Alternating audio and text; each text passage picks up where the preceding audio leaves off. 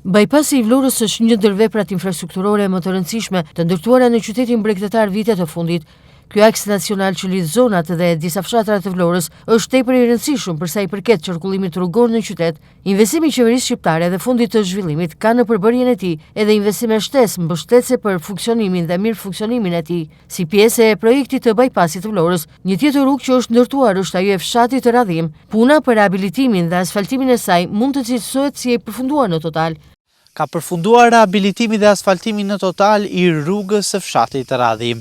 Një investim dhe një projekt ky i cili vjen në kuadër të realizimit të bypassit të Vlorës dhe lidhjes së këtij të fundit me fshatrat e qytetit bregdetar, por edhe me rrugën e Bregut, duke krijuar kështu më tepër mundësi kalimi për gjithë qytetarët të pushues vendas dhe të huaj, veçanërisht në sezonin veror.